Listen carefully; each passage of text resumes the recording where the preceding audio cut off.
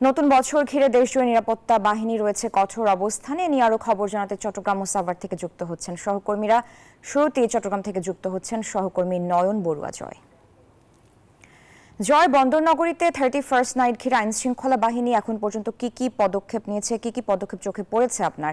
এছাড়াও চট্টগ্রামের পতেঙ্গায় বর্ষকে বিদায় জানাতে দর্শনার্থীদের সমাগম এই মুহূর্তে কেমন দেখছেন, কি বলছেন তারা? ধন্যবাদ সারা আপনাকে। আপনি যথার্থই বলছেন যে বছরের শেষ দিনে যে সূর্যকে বিদায় জানাতে, শেষ সূর্যকে বিদায় জানানোর জন্য কিন্তু আমরা দেখছি এখানে পর্যটকদের ভিড় বেড়েছে পতেঙ্গা সমুদ্র সৈকতে। যেহেতু এখানে 6টা পর্যন্ত এখানে থাকতে পারবে, যেহেতু সিএমপির একটা নিষেধাজ্ঞা জারি করা হয়েছে, 13 নির্দেশনা জারি আছে। তো সেই নির্দেশনার মধ্যে পতেঙ্গা সমুদ্র সৈকতে এসে 31st নাইটের যে উৎসব আমরা দেখি প্রতি বছরে শেষ দিনে, বছরের শেষ দিনে, এই উৎসবটা কিন্তু এখানে করা সম্ভব না, যেহেতু আইন শৃঙ্খলা বাহিনীর একটা নির্দেশনা রয়েছে। তার কারণে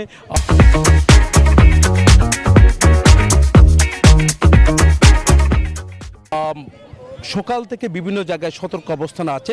তবে পর্যটকদের ভিড় কিন্তু এখন অনেক বেড়েছে, যেহেতু আগামীকাল নতুন বছরের প্রথম দিন। এখানে সকাল 10টার পর থেকে পর্যটকরা এখানে আসতে পারবেন, দর্শনার্থীদের ভিড় এখানে আসতে পারবেন। সাগরে লোনা জলে কিন্তু মিতালি করতে পারবেন। তার কারণে যারা বিভিন্ন জায়গা থেকে পর্যটকরা এসেছেন, তো তারা কিন্তু এখানে হোটেল মোটেলগুলোতে তাদের অবস্থান কিন্তু আমরা দেখছি।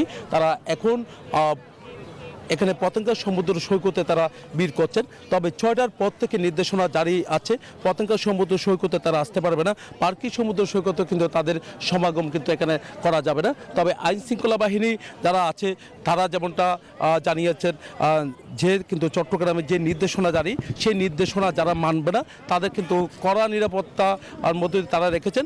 যারা মানবে না তাদেরকে কিন্তু আইনের আওতায় আনবে বলে তারা আমাদেরকে জানিয়েছেন। সকাল থেকে আমরা দেখছি সেনাবাহিনীও বিভিন্ন জায়গায় টহল অব্যাহত রেখেছে। এখনো পর্যন্ত বিভিন্ন জায়গায় তাদের টহল তারা অব্যাহত রেখেছে। এমনকি পতেঙ্গা সমুদ্র সৈকতেও ট্যুরিস্ট পুলিশ সহ অন্যান্য বাহিনী যারা আছে তাদের অবস্থান কিন্তু দেখা যাচ্ছে।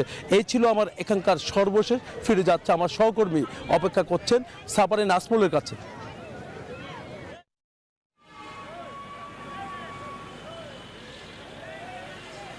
জয়, আপনাকে ধন্যবাদ। আপনি যেমনটি বলছিলেন, এবং ঢাকা জেলার চারপাশেই, অর্থাৎ ঢাকার চারপাশেই পুলিশ এবং আইন শৃঙ্খলা বাহিনী কিন্তু নিরাপত্তার চাদরে ঢেকে দিয়েছে। এবং যেহেতু যে মহাসড়কে এখন কিন্তু দেখছেন যে পুলিশ কিন্তু যে নিরাপত্তার যে চৌকি সেটা কিন্তু আসলে বসানো হয়েছে। এবং আমরা দেখেছি যে মহাসড়কে যে 31st নাইট উদযাপন উপলক্ষে কিন্তু যে পুলিশ এবং সেনাবাহিনীর যে টহল সেটা কিন্তু আমরা দেখছি। এবং প্রত্যেকটা পয়েন্টে পয়েন্টে আমরা দেখছি যে এই যে পুলিশের পক্ষ থেকে কিন্তু আইন শৃঙ্খলা বাহিনী কিন্তু তারা দেখছেন যে মাঠে রয়েছে এবং তারা কিন্তু আসলে কাজ করছে। এবং আমরা যদি একটু এখানকার দেখতেই পাচ্ছেন যে আইন শৃঙ্খলা বাহিনী কিন্তু দেখতেই পাচ্ছেন যে তারা সেখানে তারা রয়েছে। এবং প্রত্যেকটা গাড়িতে আসলে প্রাইভেট কার এবং মোটরসাইকেল এবং এই ধরনের গাড়িগুলো কিন্তু তারা তল্লাশি করছে। এবং যেহেতু ট্রাফিক ব্যবস্থা কিন্তু আপনি দেখছেন যে নিরাপত্তার বলয়ের কিন্তু আসলে দেখছেন যে তারা প্রত্যেকটা গাড়িতেই কিন্তু আসলে